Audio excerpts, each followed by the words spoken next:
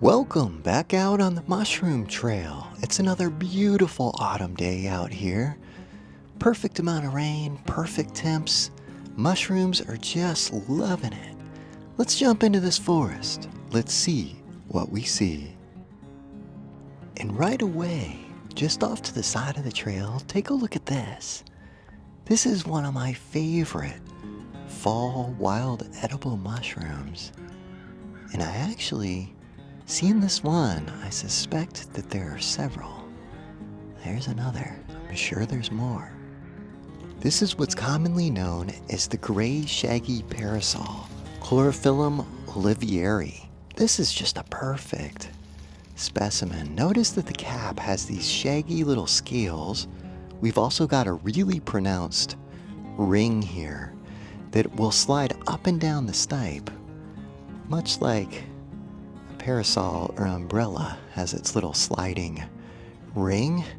This one will slide freely up and down the stipe. And notice that we've got white gills. This is going to have a white spore print. Really a beautiful mushroom and one of the most delicious out here. And I just want to quickly direct your attention back to the ring. Notice how this has a double-edged ring that again is going to slide up and down the stipe in maturity. Now, the similar Chlorophyllum bruneum, which is our native shaggy parasol, is not going to have that double-edged ring. And it's going to be a little bit stockier, whereas this one has that slender appearance. Notice too how it has a very shaggy cap that's this light kind of grayish brownish color that doesn't have a ton of contrast.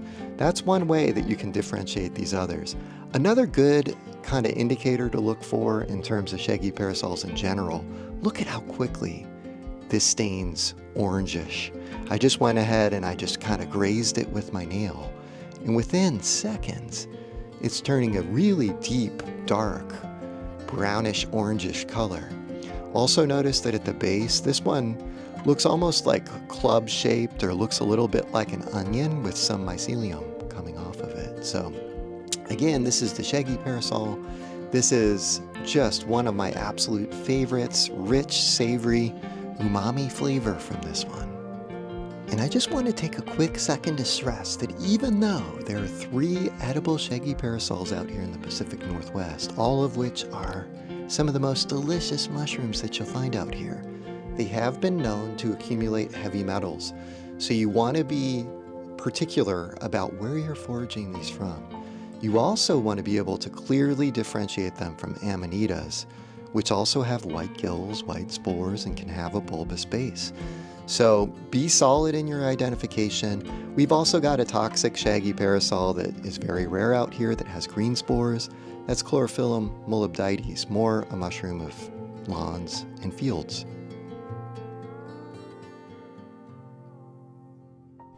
And just down here, take a look at this. This is one of my absolute favorite fall mushrooms to spend time with out here. This is what's commonly referred to as the Western Amethyst Deceiver, Laccaria amethysteo-occidentalis.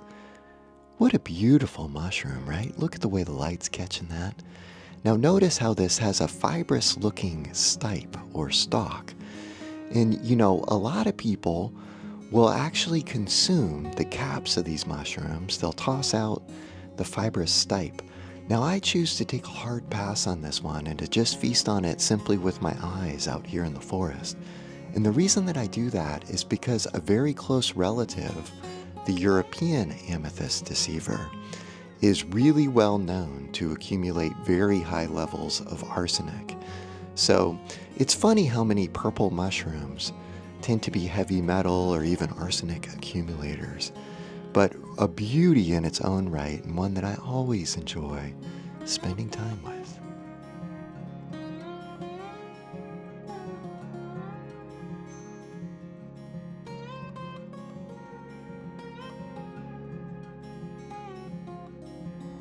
And just down here in this idyllic, mossy mushroom spot, we've got an abundance of one of my favorite little mushrooms. This is a common sight out here. This is what's commonly referred to as the deep purple bolete, Xerocomellus atropurpureus. In the not too distant past, this would have been lumped into or labeled as the Zeller's bolete, a close relative that isn't quite as common. But boy, just look at the crazy volume of these that are fruiting out. You know, this is a great edible mushroom, but it's one that, to be honest, this time of year, there are other mushrooms fruiting out that I'm a little bit more eager to forage and bring home to the table. But I always love seeing these, and I'm seeing them in force. You know, in videos past, we referenced that idea of this coiled spring of all these mushrooms that we typically see that are taking longer to burst out. Now that we have an abundance of rain, these are really making up for lost time, and they're fruiting in a way that is really stunning. And check this out, I just had to pause for a quick sec to appreciate one of my favorite mushrooms out here. This is what's commonly referred to as the Rosy Conk, Rhodofomes cajanderi. And this is a beautiful conch or shelf fungus that we have that grows off of conifers out here in the Pacific Northwest. And every now and then, when the conditions are just right and this mushroom is going through big growth cycles, it'll get these beautiful beads of getacean. You can see quite a range of colors too, reds, pinks, oranges, salmon, amber. Just beautiful. Now I'll typically witness these incredible displays of getacean when we're having extreme temperature swings, so the overnight lows compared to the daily highs, when there's a lot of variance between those, we tend to see this. And these beads of getacean contain the metabolites of the mushroom and potentially bioactive compounds that could be of interest. And I tell you, this one always just begs me to slow down. It definitely has a somewhat mesmerizing quality to it that really holds your attention. Look at that one just pooling up, ready to spill over. I always think it's interesting to ponder the way that the insect communities are interacting with these beads of getacean. I've witnessed them in the past actually swimming through these beads on the Rosy Conk. And it's worth noting that in the past, this one has caught the attention of researchers for having potentially anti-carcinogenic substances that are contained within the actual mushroom itself. So, interesting note. It's also been found to have activity against both staph infections and E. coli. So still more questions than answers on this one, but interesting things to ponder. And here's a mushroom that most of us get super excited about this time of year. The unmistakable flash of Chanterelle orangish yellow. These guys hiding in and amongst the sword ferns. We've got a nice little cluster. More than one. A couple more to come. It's shaping up to be just an incredible year for these guys yet again. We'll bring these with us. And just up here, are you seeing what I'm seeing? Again, hiding in and amongst the sword ferns. Sometimes they have to grow to substantial size to be able to catch a glimpse of them when they grow so close to the base of these big old ferns. We can see this guy has been growing for quite some time. This is not a young chanterelle. Anytime that margin gets very wavy and ruffly like that, you know that this is a very mature chanterelle. See the string cheese like breaking or splitting there? We've got super well-developed ridges on the underside. This guy's got some heft to it. It's been out here a while, spread plenty of spores, but we'll bring it home with us today. And I was just admiring the underside. Take a look at how we've got those lateral little cross veins. You only see that on these older chanterelles that have had plenty of opportunity to spore out. And once again, since we're talking about chanterelles so much this time of year, it's worth noting or pointing out the false chanterelle. This is Hygrophorapsis aurantiaca. And notice this is growing from decaying wood. So this is a saprobic mushroom. This is actually growing from dead hemlock wood. And you see it's got that same chanterelle orange-yellow color. But notice how flimsy the cap is as I go to grab it. And as we look underneath, we see true gills. So notice these are blade-like gills rather than those decurrent ridges that we saw running down the stipe of that true chanterelle.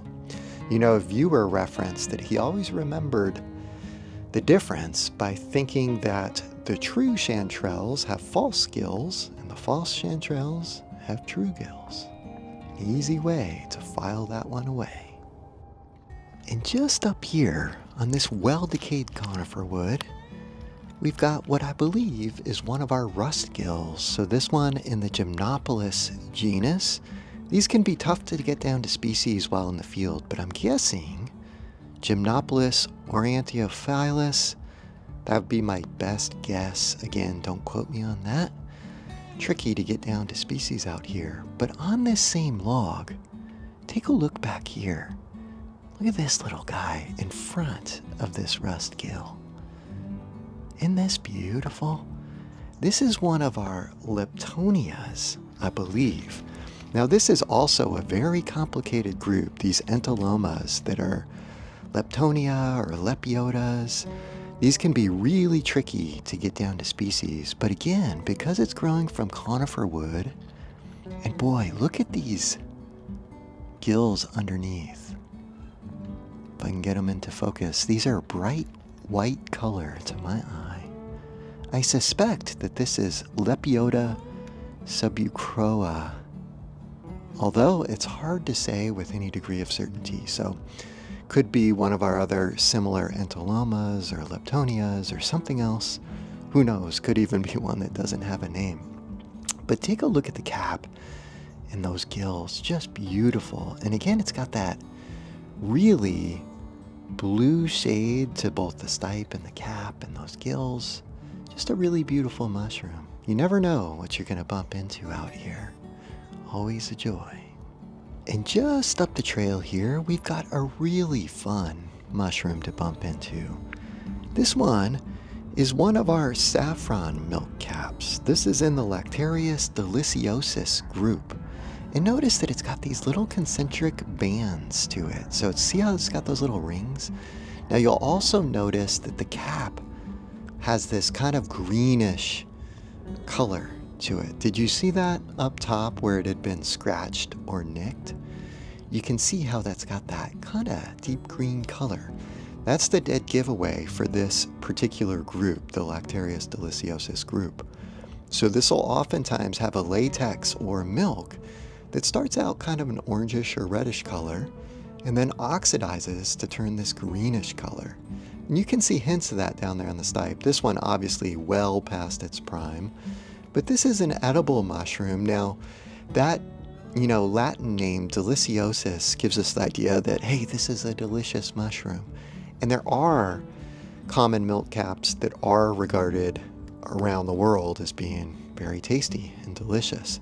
This particular one, out here in the Pacific Northwest, it can be difficult to get them down to species. And, to be honest, they don't really have proper names. So this is something that still needs to get sorted out. But a lot of our Lactarius deliciosus group mushrooms tend to be pretty grainy. Oftentimes they're somewhat bitter too. So they often leave a little bit to be desired out here. But let me know if you have different experience with these guys. And take a look at this. I just spotted something on this alder log that made me do a double take. When I was first walking by this, I just kind of assumed that this orangish, yellowish blob was one of our witch's butters. But see here, we've got turkey tail, Trametes versicolor.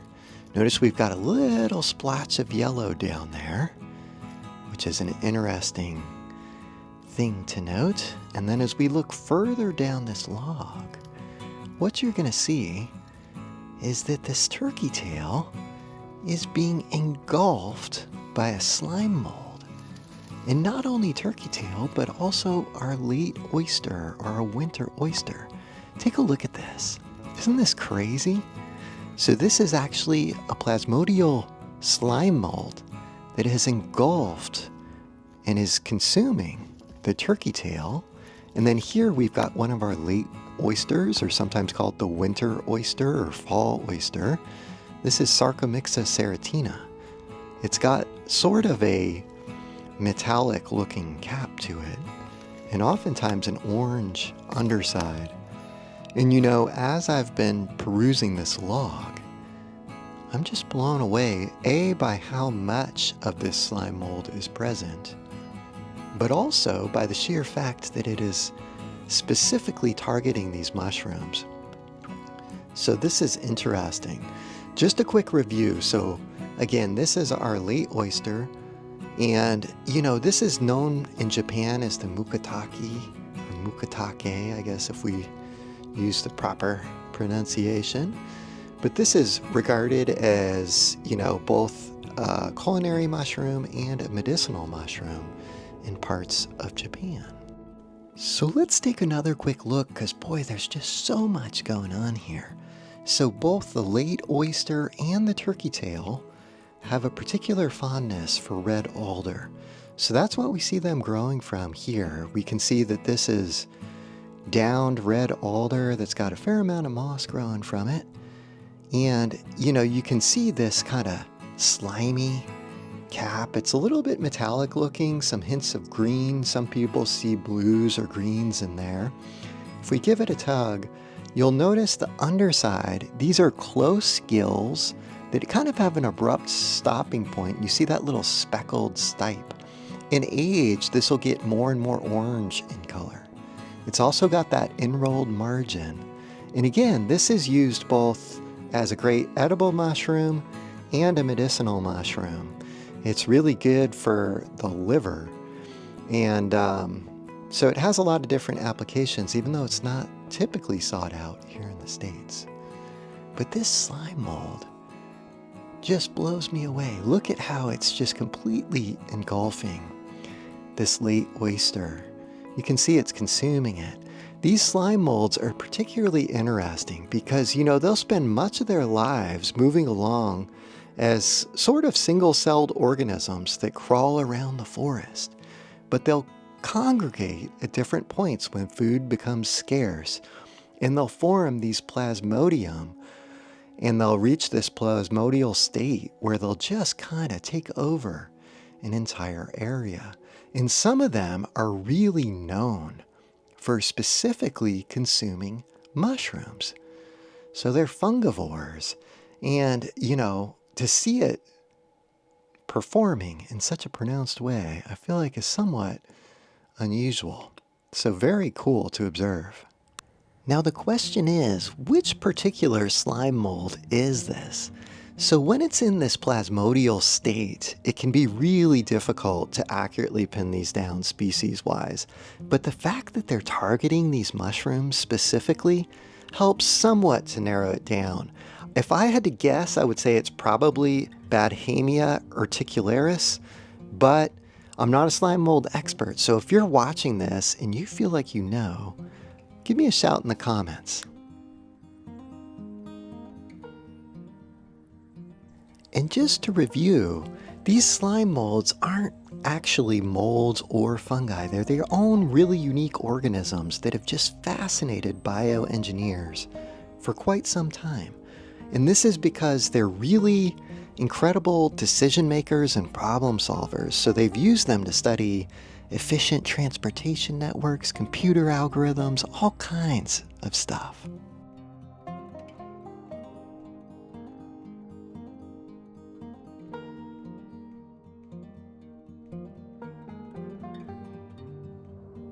So just down here, we've got a really interesting site. So we've got Orusla, one of our brittle gills. We see a lot of those this time of year, some of which are great edibles.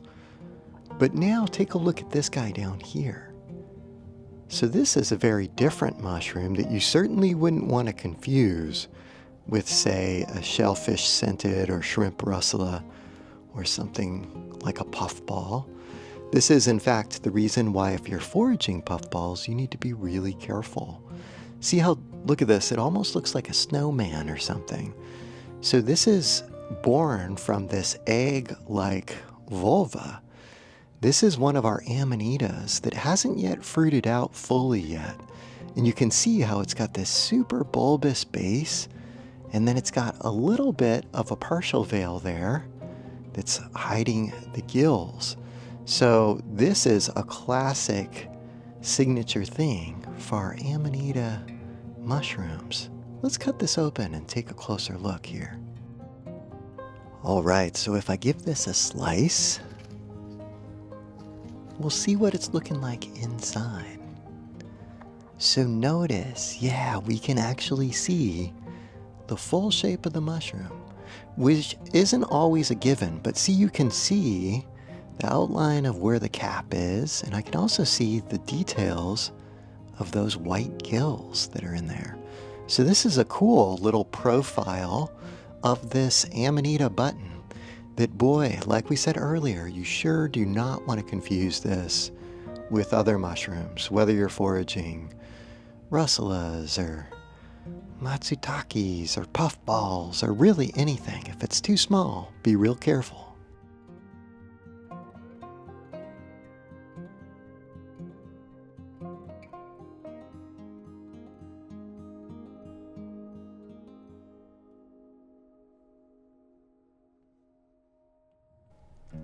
And it goes without saying that the overwhelming majority of mushroom deaths ultimately trace back to an amanita of one sort or another.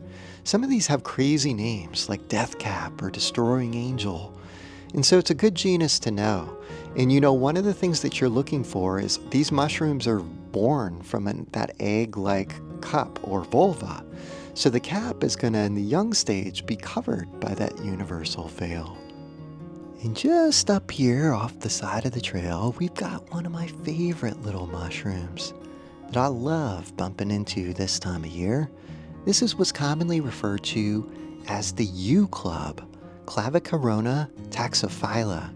And this particular mushroom, when I first encountered this and attempted to identify it years back, it was really, really difficult because a lot of the literature that I would routinely use didn't really have this mentioned.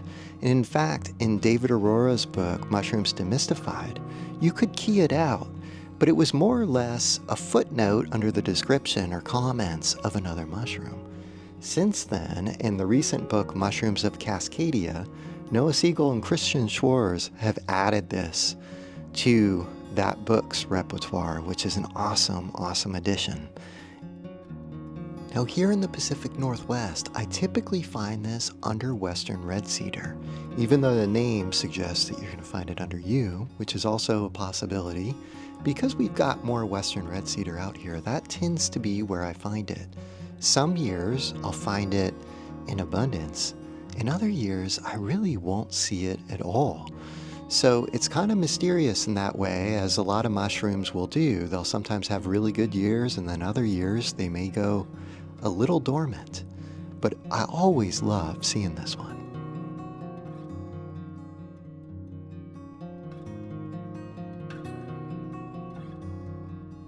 And let's take a closer look at this guy. So you'll notice that it's primarily a white fruiting body that almost has this flowering little apex. So this is a very small mushroom. When it's first initially comes out, sometimes it'll be an almost iridescent blue.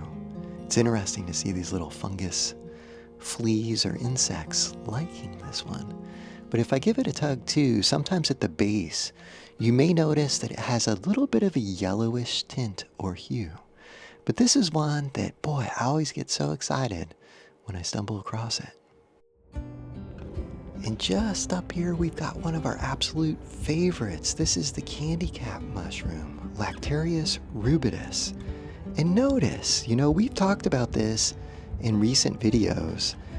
And, I just want to highlight real quick the simple fact that this is showing up once again with hazelnut. Those are all hazelnut leaves that these are growing in and amongst. And the association with tan oak is widely acknowledged in the southern part of our region, but I still have yet to see anything in the literature connecting or associating beaked hazelnut up here in the north. And I still feel like most folks are sleeping on this association that I still feel is very real. And let's give this guy a tug and we'll take a look at what it's looking like underneath. So these candy caps are going to have a hollow, brittle stipe, and you can see that skim milk-like latex that's being exuded from the stipe. Notice on the cap, it's kind of this dry, sometimes it's compared to newt skin or an orange rind. You can see that little bit of texture on there. Also, now that they've grown out, you're starting to see this scalloped, kind of frivolly margin. Now you can see too, close gills. These are going to have a white spore print. And for those of you who are first getting into this and you may be concerned about confusing this with, say, the deadly Gallerana, which I don't think looks that similar, but it's one that you definitely want to rule out. That's going to have a rusty brown spore print, whereas this one's going to have a white spore print. So that's something to be aware of. And, you know, it depends on the temperature how much it's really going to exude this skim milk-like latex. But boy, I tell you, this time of year, this is one of the ultimate mushrooms. Just such a treat. And just up here, growing from the base of this red alder, we've got an interesting mushroom that's edible to some, kind of discouraged eating by others. It depends on whether or not this gives you GI upset. This is our honey mushroom in the Armillaria genus. Now, it's worth noting that there are, I believe, about 11 species of honey mushroom that occur in North America, and at least 6 of those 11 show up here in the Pacific Northwest. Now, this one, because it's, you can see the white spore print there, because this is showing up on red alder, that somewhat limits it, or narrows it down, I should say. And one that's especially known for fruiting on red alder and has slender stipes that are a little paler up near the cap is Armillaria nabsnona. So I'm guessing that this one may be that one, although it can be really difficult in the field to definitively pin this down. But really interesting mushroom. This is one that we've spoken about or discussed at length in videos past. But an interesting one, and we have seen some of the rhizomorphs of this one, the black kind of shoestring style mycelial arteries that this uses to jump from tree to tree and within trees. The one that we featured in a few videos back was actually also on red alder. So interesting to see, always a pleasure. That's the honey mushroom. And boy, it has proven to be a really fruitful fall season out here in the forests of the Pacific Northwest. And one of my favorite mushrooms this season, one that has really been outperforming, so to speak, it's really had an incredible year out here, is this one. This is the fiber king bolete, Boletes fibrillosus, known as the Fib King for short. Did you hear that snap of that partially rooting base? This one, notice we've got a light yellow sponge layer underneath. As I zoom in here, try to bring it into focus, you should be able to see a little bit of webbing that we call reticulation on the stipe, a hallmark feature of Boletes genus mushrooms. That's the royalty, the king boletes. This is the only Doug fir associated king bolete that you'll find.